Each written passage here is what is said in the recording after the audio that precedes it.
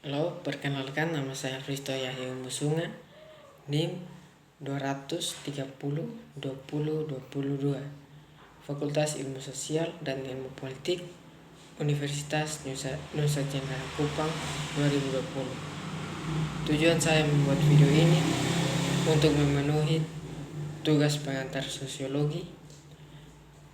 Saya akan menjelaskan tentang materi dari review buku ke-13.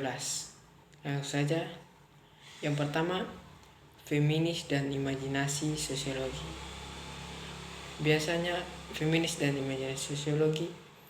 Biasanya orientasi itu muncul dari imajinasi serta kritikan orang jahat. Yang paling dominasi laki-laki adalah sosiologi yang menetapkan disiplin dari relatif baik dan memiliki pemikiran yang mendasar untuk teori, metode, serta pengajarnya. Namun masih banyak juga mahasiswa yang mempelajari materi tersebut dan juga dosen serta tim penelitian yang mengetahui materinya. Ada beberapa kemajuan sosiologi tidak dapat lagi mengabaikan perbedaan seksual atau istilah yang digunakan di sini untuk merujuk pada perbedaan antara laki-laki dan perempuan sebagai subjek sosial.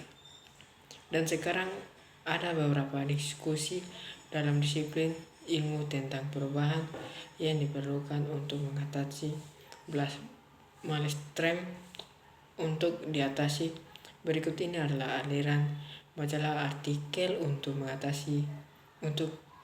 artikel perspektif feminis dalam sosiologi, dan sebagai besar penerbit ilmu sosial akademik memiliki daftar feminis, studi gender atau studi wanita. Namun banyak penelitian sosiologis seperti terus berfokus pada laki-laki dan mengabaikan perempuan atau tanpa memodifikasi teori yang membenarkan status bawahan mereka. Masih ada kecenderungan dalam ilmu sosial meskipun sering menurun untuk menggeneralisasi dari sampel laki-laki ke seluruh populasi atau mengabaikan cara-cara di mana perbedaan seksual membentuk dunia sosial dan pengalaman kita tentangnya.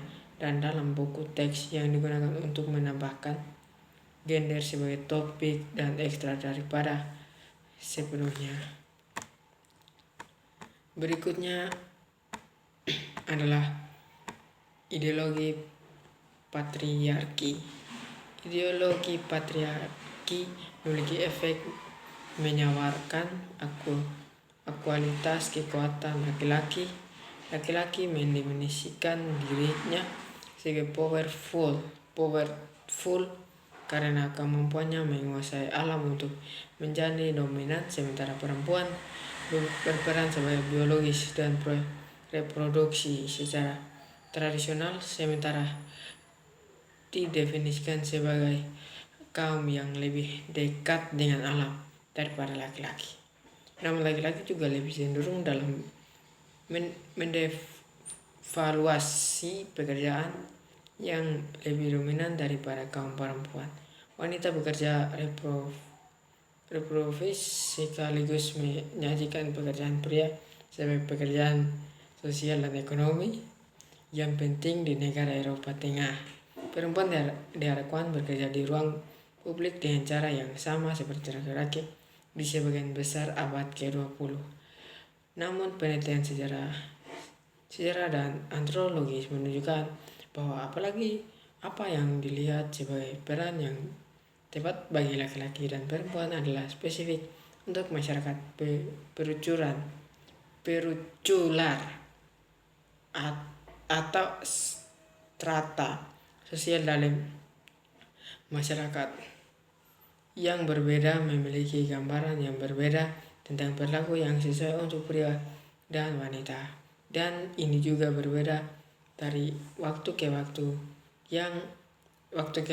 Ada perbedaan penting dalam cara di mana peran gender didefinisikan bahwa dalam masyarakat tertentu, baik pada titik yang berbeda dalam sejarah ataupun antara kelompok sosial dan etnis. Yang berikutnya perbedaan jenis kelamin. Sebagian besar menurut penjelasan feminis untuk ketidaksetaraan berdasarkan perbedaan seksual cenderung membuat perbedaan antara seks dan gender yang sejajar dengan pemisahan sosiologis yang lebih mengenai biologis dan sosial of natural natur. Menurut perbedaan jenis kelamin ini pada perbedaan biologis antara laki-laki dan perempuan dan memberikan dasar prasosial untuk sosialisasi gender. Kaum gender mengacu pada konstitusi sosial budaya dari peran yang sesuai dengan laki-laki serta kualitas dan karakteristik yang dianggap maskulin atau feminim.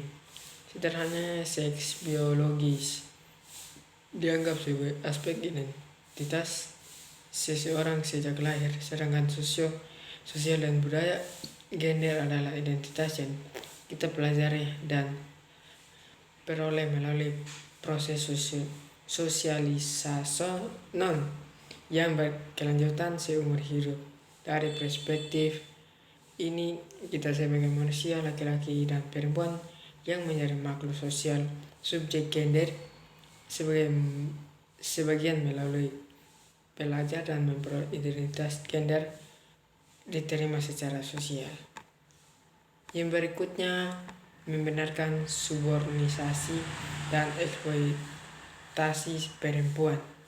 Di sini kita mengetahui bahwa tidak ada pengakuan bahwa posisi struktural perempuan dan pengalaman konsekuen tidak sama dengan perbedaan jenis kelamin laki-laki, dan masih ada variabel penjelasan yang penting. Paling buruk, pengeluaran perempuan sengaja diabaikan atau didistorsi.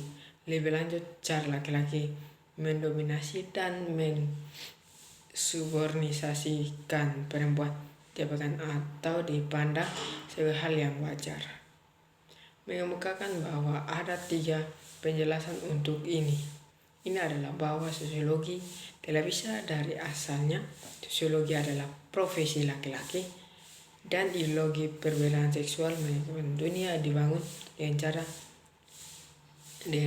cara tertentu, dan asumsi dibuat tentang bagaimana kita menjelaskan perbedaan antara laki-laki dan perempuan. Yang berikutnya, teori sosiologis feminis. Sosiologis feminis adalah sosiologi yang bertindak hanya menjelaskan tentang perempuan, tetapi juga yang menantang dan berhubungan dengan supremasi laki-laki yang melembangkan inegualitas perempuan. Feminis berasal dari pandangan bahwa perempuan ditindas dan dibagi banyak perempuan penindas ini adalah yang utama, sedangkan untuk yang lain adalah bagian dari multiplicitas penindasan. Meskipun demikian, kami ini menunjukkan bahwa penekanan tradisional adalah sosiologi tradisional dalam sosiologi negara, ekonomi, dan institusi publik lainnya. Berikut penjelasan teori sosiologi feminis. Teori sosiologi feminis satu-satunya subjek bahaya reduksionisme dan determinasi. Penjelasan biologis dan psikologis bisa sama-sama. Reduksionis biologis dan psikologis cenderung menyalahkan biologi korban atau susunan genetik atau konstitusi psikologi untuk masalah sosial atau psikologis. Fenomena yang membutuhkan penjelasan sosiologi cenderung mengalihkan kesalahan di luar individu. Jadi ada ketegangan di antara mengakui kekuatan seksual, struktur sosial, dan memberikan kelonggaran kepada kesombongan individu individu dalam perilaku manusia. Yang berikutnya perdebatan feminis tentang perbedaan seksual. Seperti yang dikemukakan oleh Chris Beasley, perbedaan seksual tidak dapat dihindarkan dari beberapa hal yang penting di antara kelompok manusia dan feminitas. Dan dianggap oleh sebagian besar feminis sebagai salah satu bentuk utama dari stratifikasi sosial. Yang berikutnya, teori feminis liberal atau reformis.